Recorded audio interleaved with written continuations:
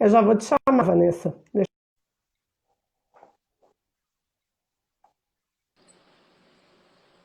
Quando a conversa é boa, o povo volta rápido, viu? Oba!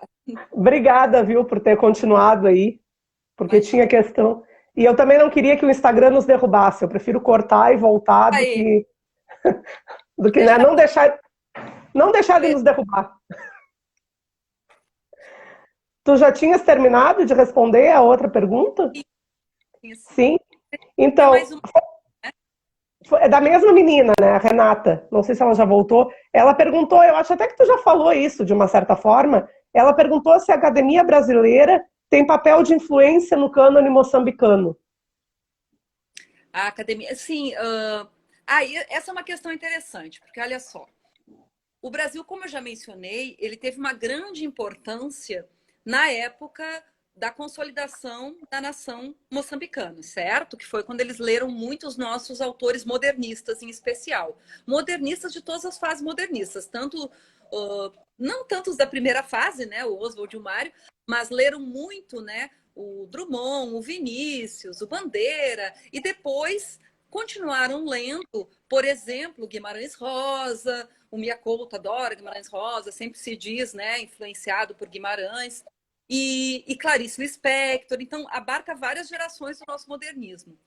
Mas é interessante, eu falei isso, uma fala que eu tive na Associação dos Escritores Moçambicanos, eu falei sobre isso, que é o desconhecimento de Moçambique da nossa literatura brasileira contemporânea. Porque, Uhum, claro, aqueles que se interessam por literatura, né? Alguns escritores, as pessoas que se interessam mais por literatura, vão conhecer, sim, os nossos autores mais contemporâneos. A gente vê. Mas uhum. a maioria desconhece completamente a nossa literatura depois de Clarice Lispector. Clarice Lispector morreu em 77. Então, tem muita gente que não é conhecida. Agora, o que acontece? Então, respondendo a pergunta, influenciou sim muito no momento pontual, mas hoje eu acho que já não influencia e eu acho até natural não influenciar, já que eles já têm, a literatura moçambicana já tem vida própria, não precisa mais ser influenciada por ninguém. É lida, sim, mas não é tão lida, até porque, né, a gente está falando de um país que é vizinho da África do Sul, onde tem Nobel de Literatura, então eles também têm bons escritores próximos a eles, certo? Uhum. Agora é interessante que o Brasil fez o processo inverso de Moçambique, né? Porque enquanto Moçambique já nos descobriu, digamos assim, no século XX, na segunda metade do século XX, adoravam o Brasil, e desde sempre, né? As novelas brasileiras, a música brasileira, isso até hoje também é muito conhecido, né, nos países africanos de língua portuguesa. Em Luanda tem o mercado rock santeiro, em Angola, imagina, rock santeiro, há quanto tempo que ele vem nas nossas novelas? É. Imagina. Então, ao mesmo tempo que tem isso, nessa altura, nós nem para nós, Angola, Moçambique, Cabo Verde, eram todos ilustres desconhecidos, países dos quais a gente ouvia falar, mas que nunca nos interessamos em ler. Então, o Miyakoto começou a ser publicado no Brasil nos anos 80, e daí, a partir daí, digamos que começou, né, um olhar mais atento à literatura moçambicana. E como eu já mencionei, por muitos e muitos anos, só Miyakoto.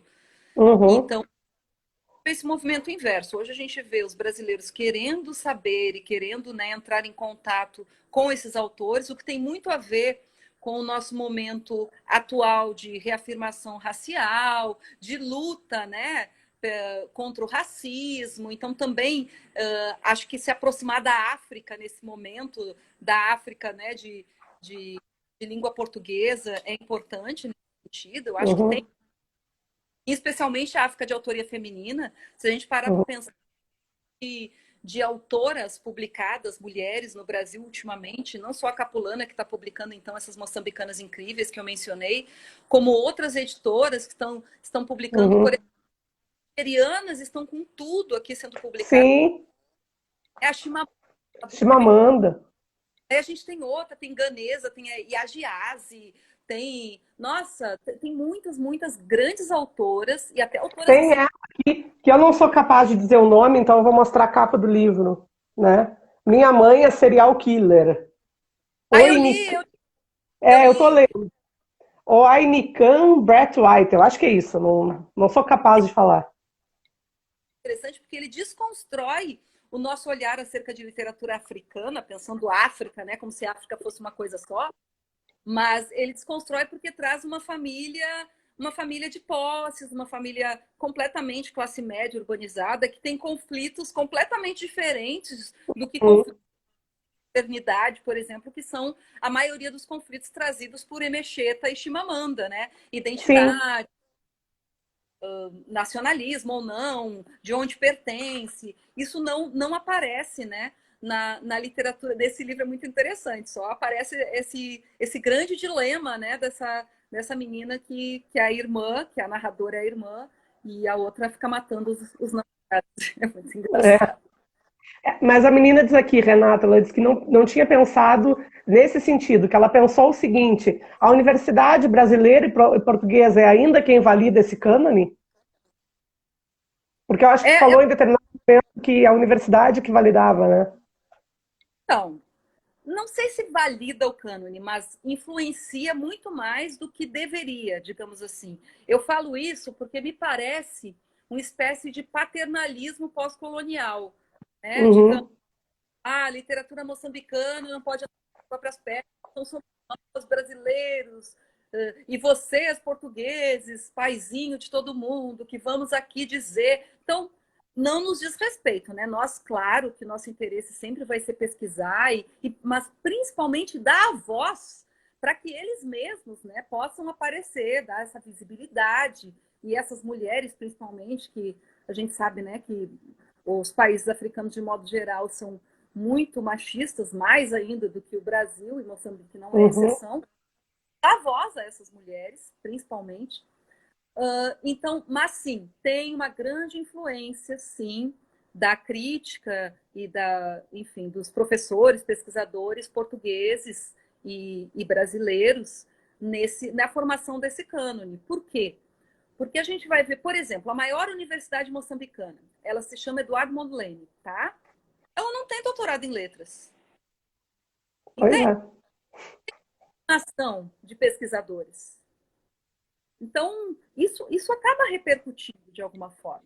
É claro que a gente compreende que o nosso papel aqui é exatamente esse de dar visibilidade e de mostrar, enfim, mas e que isso ainda é preciso por causa, né, desses problemas que ainda existem, né, nesses países assim que foram descolonizados há pouco tempo.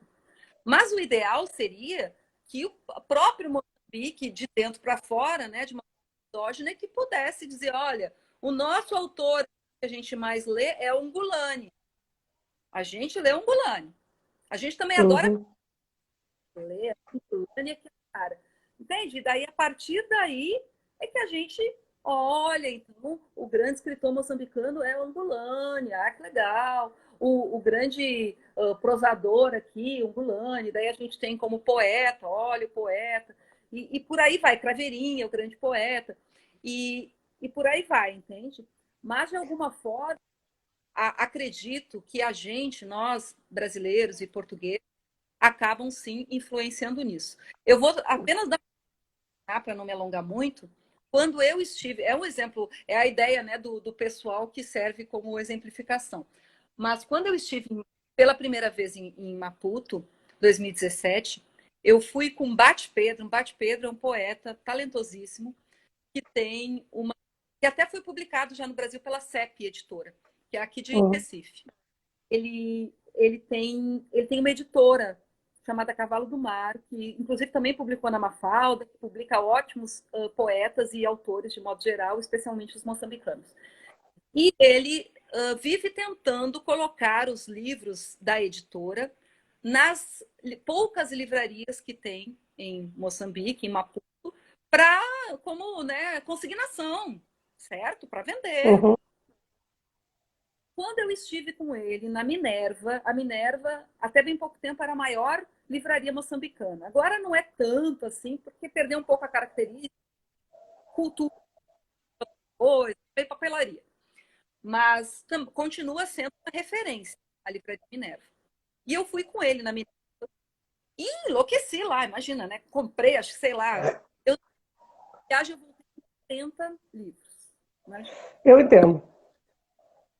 Comprei, daí quando eu fui no caixa, a mulher, assim, que eu acho que era gerente, ela olhou assim, disse assim, compra todos esses autores, que eram todos autores moçambicanos. E eu, e eu, sim, não, vou, eu me interesso. Olha, a gente do Brasil é muito pela literatura moçambicana e tal, é muito bom o que vocês têm feito aqui. Aí o que ela fez? Ela olhou para um bate que estava comigo e disse assim, olha, se quiseres trazer aqueles livros, você pode trazer para vender aqui. Ela Ah, ter os livros dele a partir da legitimação externa, a minha legitimação brasileira. Eu dizer que eles são bons. Olha que é um absurdo. absurdo, né? É um absurdo. Então é isso que eu acho que tem que ser, né, desconstruído também. Então, nesse sentido, sim, Portugal e Brasil influenciam, e eu acho que Portugal e Brasil têm mais é que continuar estudando muito literatura africana, de modo geral, de língua portuguesa e tal. Tem sim, mas seria ideal que Moçambique produzisse uma massa crítica e pesquisadores capazes, né, de eles influenciarem o que a gente publica aqui, e não o contrário, né?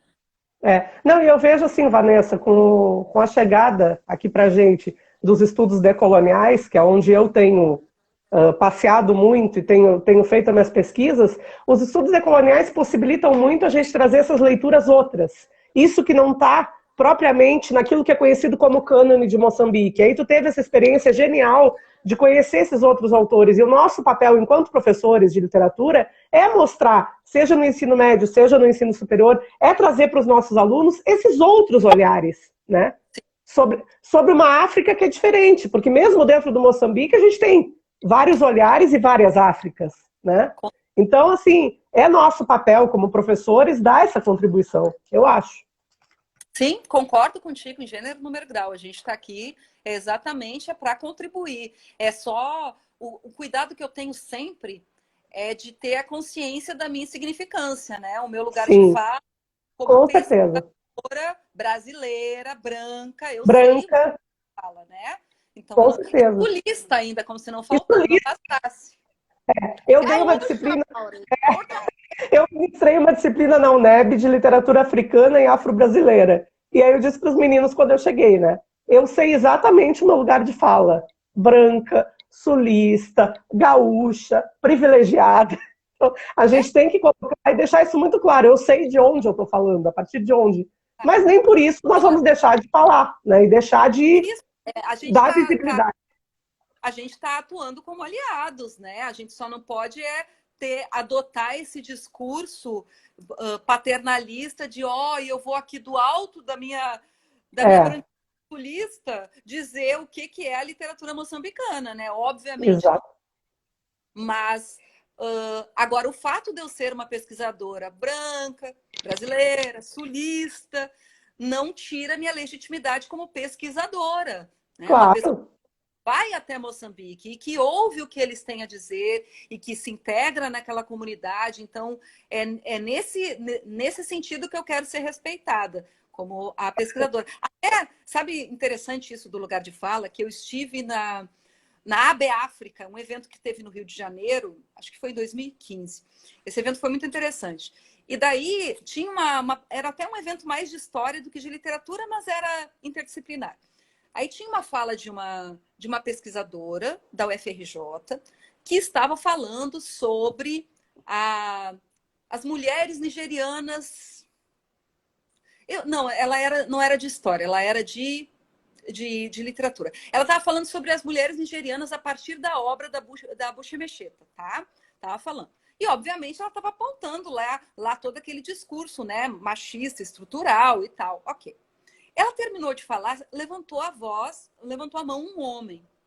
Esse homem uhum, era a pesquisadora, então, repito, era brasileira e era branca. O homem uhum, era negro e africano. Só que ele não era pesquisador. Então, ele chegou dizendo: mas isso que você está falando é um absurdo. Ele não era nem nigeriano. Ele era de um outro país que eu não me lembro, vamos dizer que fosse Angola. Ele era de um outro país e ele dizia assim: mas eu, como angolano, sei que em África nós tratamos muito bem as nossas mulheres. Imagine. Então, olha só, ele criticando a análise de um livro, certo? Nigeriano, porque o lugar de fala do homem negro africano, ele pressupôs que o colocaria, né, num lugar de fala de legitimidade para contestar. E acho que não, de jeito nenhum. Porque daí tem vários lugares de fala. Tem o pesquisador, tem a nacionalidade, né, afinal, o continente, né, africano versus, né, brasileiro ou América Latina. Tem a raça, com certeza. Tem o gênero, porque ela é mulher. E ela está falando de como que a mulher é tratada. E ele é homem. Então, tem várias questões aí que se interseccionam. E que a gente pode... Eu passei por uma situação dessas, que eu não vou falar aqui, sabe, depois eu te conto em off, tá? Mas eu passei, o povo vai ficar curioso, eu passei por uma situação dessas, assim, semelhante aqui com as lives. Mas deixa isso pra lá. Babados. Babados. Depois eu te conto em off.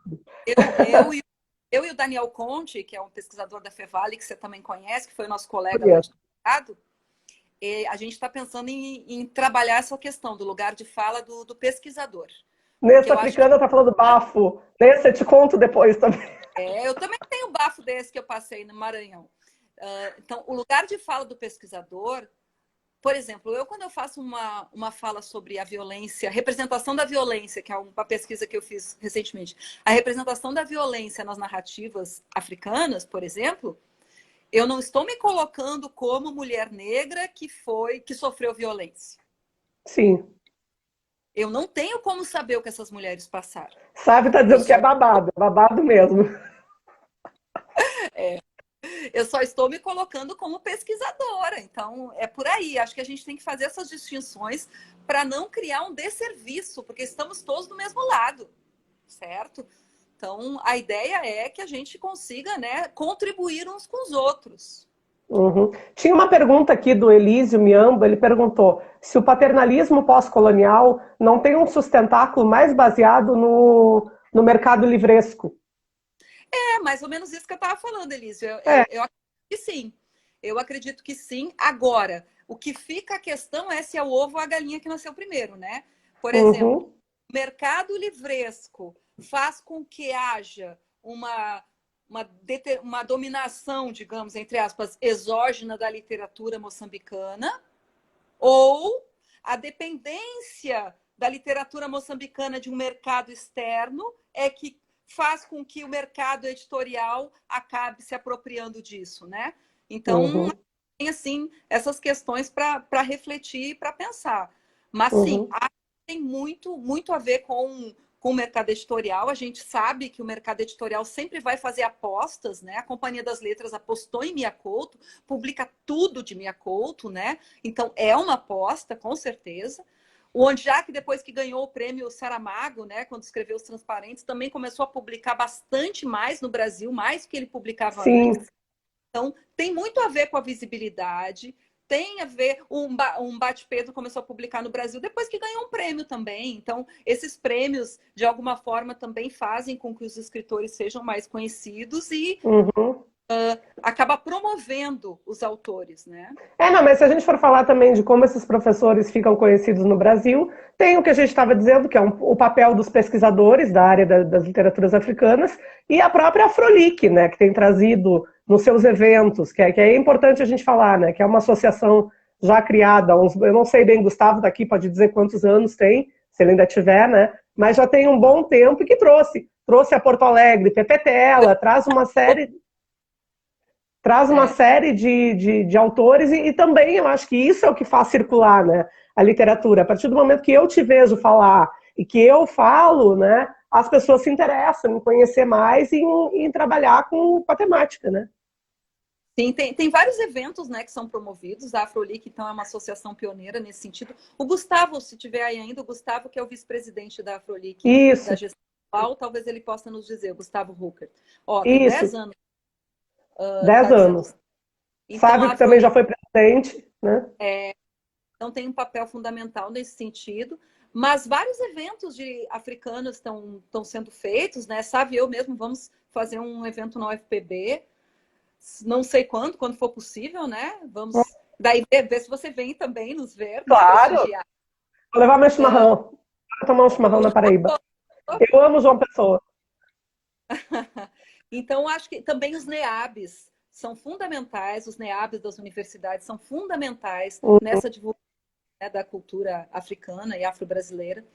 E nós, como pesquisadores, a gente não pode ficar só com o que é publicado no Brasil, né? A gente tem que também, Claro. mesmo que não tenham acesso ao livro físico, pelo menos viabilizar que eles possam conhecer, se não toda a obra, pelo menos alguns excertos de obras de autores que, de outra forma, eles não poderiam ter contato, né? Uhum. É isso, eu vou te agradecendo. Se alguém ainda tiver pergunta aí, que eu já te explorei bastante, né? Já passamos do tempo. Viu como 1 hora não dá? Ela falou, acho que 1 hora é suficiente. Eu deixei ela falar, né? Tu me desculpa, porque a Lua tá até em Áries, nem tá em Gêmeos, mas eu desinvestei a falar que eu acho que é o confinamento. A gente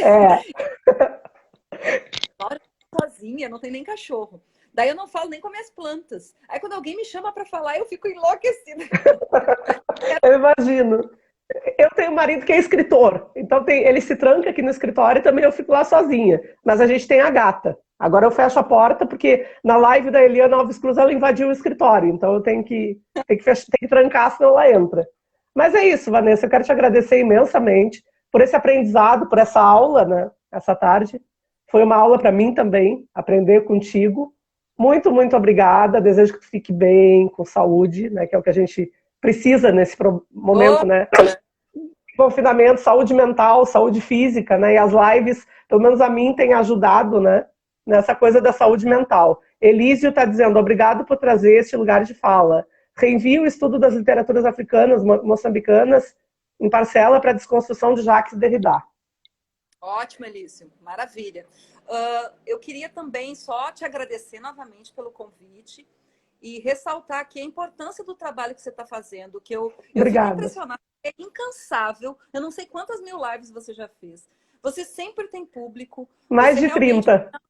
Nossa, você é uma Em setembro eu vou reduzir só para os sábados, porque eu não aguento mais. Eu estou com a agenda fechada até o meio de setembro. Eu não aguento mais, assim, eu tô... Então, assim, ó, acho que você, nessa época de quarentena, que está todo mundo ainda batendo cabeça, você realmente está com um papel fundamental para nós aprendermos mais. Eu não consigo acompanhar todas, porque é uma loucura, mas eu acompanho, fico admirada. Teve uma do Saci, o cara falando das lendas, que eu fiquei enlouquecida. Andrioli. Muito legal. Então você traz temáticas variadas, mas todas temáticas interessantes, temáticas que saem do centro, que tocam nesses assuntos mais marginalizados e periféricos. Isso é fundamental, sobre os dias de hoje. Então, realmente, parabenizo, você está fazendo um trabalho excepcional. Obrigada. Na terça-feira, inclusive, eu vou conversar com a professora Vera Medeiros, da Unipampa, e com o escritor Rodrigo Tavares, a Verinha, minha amiga. Era de mestrado. Ah, é? A Verinha, minha amiga. Isso aqui que eu estava lembrando, que a gente fez uma disciplina juntas na UFSC. Eu estava pensando nisso. Acho que foi uma da Simone, né? Que eu já fazia como ouvinte. Foi aqui, ano passado, né? Ano passado. Mas é isso, Vanessa. Aí eu vou conversar com eles sobre um festival literário lá do Pampa, né? Na terça-feira. Espero todo mundo às 16 horas e te agradeço muito pela presença mais uma vez, de coração. Muito obrigada. Obrigada a quem assistiu. Desculpa aí qualquer coisa por ter falado demais. Qualquer coisa me escrevam, me contatem, tá bom? Valeu. Às vezes a gente comete, que é o nervoso, né? Depois de 30 lives eu ainda fico nervosa, normal. Obrigada, viu, Vanessa? Beijo. Obrigada. Tchau, tchau. Vou tirar aqui e vou encerrar aqui com... Tá bom. Gente, muito, muito, muito obrigada mais uma vez pela presença de todo mundo, tá? Até Gustavo está dizendo que eu só estou vendo agora aqui os comentários. Como a associação é mais recente, em torno de 10 anos, como a Vanessa já explicou, mas os encontros de professores já são antigos e vêm desde os anos 90. Então é isso. Muito obrigada para todo mundo. Na terça-feira vai ter essa conversa muito interessante com a professora Vera Medeiros e com o escritor Rodrigo Tavares. E um abraço para todo mundo que esteve aqui e fiquem bem. Boa tarde. E boa noite para os que estão fora, em Moçambique.